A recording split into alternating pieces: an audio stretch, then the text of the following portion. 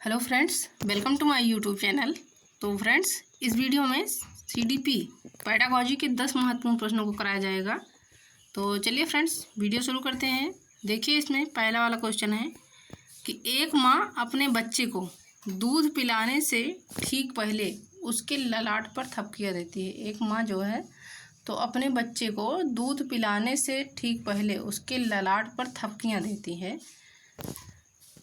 जल्द ही वह देखती है कि हर बार जब भी बच्चे को ललाट पर थपकियाँ देती है, वह सक्रिय होकर चूसने संबंधी गतिविधियां प्रदर्शित करने लगता है।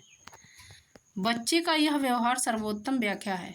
तो बच्चे का ये व्यवहार जो है तो किस तरह का व्याख्या है कि एक माँ जो है दूध पिलाने से पहले अपने बच्चे को थपकियाँ देती है।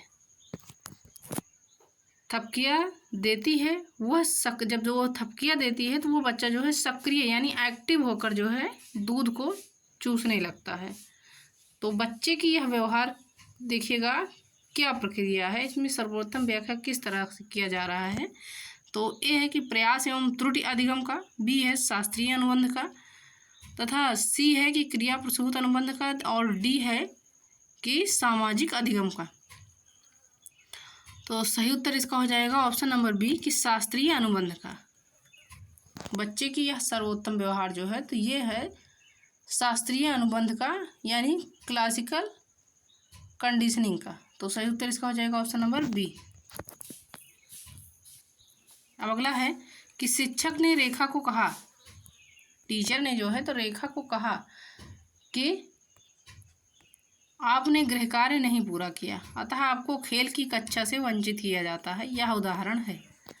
शिक्षक ने रेखा से कहा कि आपने होमवर्क नहीं पूरा किया है, इसीलिए आपको खेल की कक्षा से वंचित किया जाता है। ये उदाहरण किस चीज़ का है?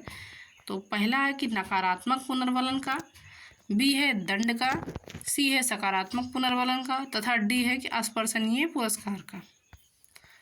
तो देखिएगा इसका सही उत्तर हो जाएगा कि दंड का यानी पनिशमेंट का जो है तो ये उदाहरण है, क्योंकि उसे जो है खेल की कक्षा से वंचित किया जा रहा है, तो रेखा को पनिशमेंट किया जा रहा है यानी पनिश किया जा रहा है, तो ये जो है दंड का उदाहरण हो जाएगा। अब अगला क्वेश्चन देखिए कि पठन अभ्यास के दौरान अपने सहपाठी के द्वारा उपहास होने के बाद एक छात्रा सार्वजनिक जगह पर बोलने से डरना शुरू करती है। पठन अभ्यास के दौरान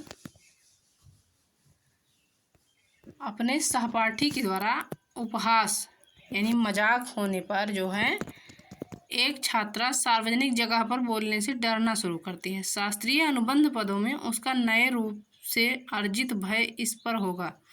तो किस पर होगा उसका अर्जित भय? अनुबंधित प्रक्रिया पर, अनुबंधित उद्दीपन पर, प्रतिबंधित प्रक्रिया पर या प्रतिबंधित उद्दीपन पर। तो उसका अर्जित भय जो होगा तो वो होगा क्लासिकल कंडीशनिंग पर यानी अनुबंधित प्रतिक्रिया पर। तो सही उत्तर इसका हो जाएगा ऑप्शन नंबर ए। अगला है कि सकारात्मक दंड यानी पॉजिटिव पनिशमेंट का निम्नलिखित में से कौन सा उदाहरण है? तो मित्रों द्वारा उपहास, मित्रों के साथ समय बर्बाद करना, या मीन मेख निकालना बंद करना, या उपर्युक्त सभी। तो सकारात्मक दंड यानी पॉजिटिव पनिशमेंट का निम्नलिखित में से उदाहरण है कि मित्रों द्वारा उपहास। तो सही उत्तर इसका हो जाएगा ऑप्शन नंबर ए। अब अगला देखिए कि निम्नलिखित में से किसका सही मिलान नहीं है? अब देखिएगा किस चीज़ का सही मिलान नहीं है कि मानवतावाद। तो मानवतावाद कार्ल रोजर्स, उसके बाद है प्रकार्यवाद विलियम जेम्स, संरचनावाद जेबी वाटसन, या मनोविश्लेषणवाद सिगमंड फ्रायड। तो देखिएगा ऑप्शन नंबर 3 जो है संरचनावाद, ये जेबी वाटसन का नहीं है। तो सही उत्तर इसका हो जाएगा ऑप्शन नंबर सी। अगला देखिए, एक कॉलेज जाने वाली लड़की ने फर्श पर कोट फेंकने की आदत डाल ली है। लड़की की माँ ने उससे कहा कि कमरे से बाहर जाओ और कोट खूंटी पर टांगो। लड़की अगली बार घर में प्रवेश करती है, कोट को हाथ में रखकर अलमारी की तरफ जाकर कोट को खूंटी पर टांग देती है। यह उदाहरण किस चीज़ का है? एक कॉलेज जाने वाली लड़की है तो वो जो है हर रोज़ फर्श पर अपने कोट को फेंक देती है। उसकी आदत पड़ गई है कि वो अपने कोट को फर्श पर फेंक देती है।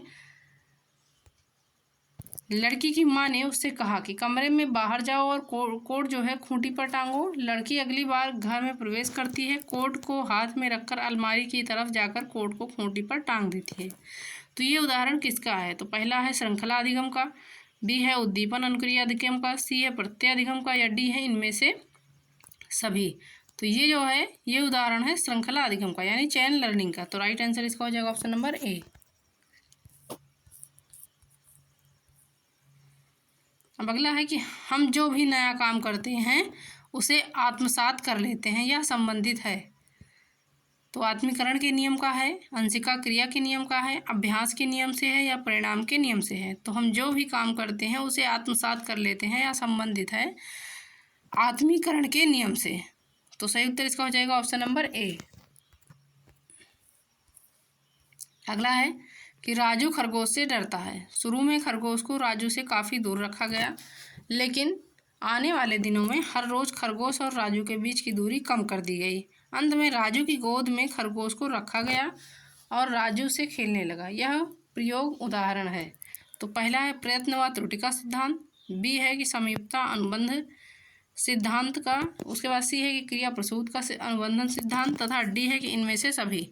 तो इसका सही उत्तर हो जाएगा ऑप्शन नंबर बी कि समीपता अनुबंध सिद्धांत का ये नियम है। तो सही उत्तर इसका हो जाएगा ऑप्शन नंबर बी। अगला है कि अभिप्रेरणा प्रभावित करती है।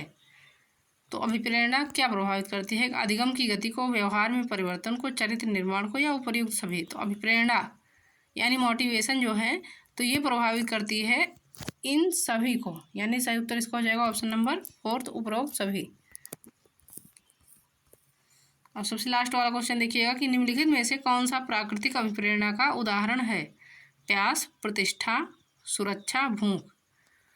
तो प्यास, सुरक्षा, भूख ये जो है जन्म के साथ ही उत्पन्न होती है, लेकिन जो है प्राकृतिक अभिप्रेरणा का उदाहरण इसमें जो है नहीं पूछा गया है। तो ये जो है प्रतिष्ठा जो है तो प्राकृतिक अभिप्रेरणा का उदाहरण नहीं है। तो सही उत्तर इसका हो जाएगा ऑप्शन नंबर बी।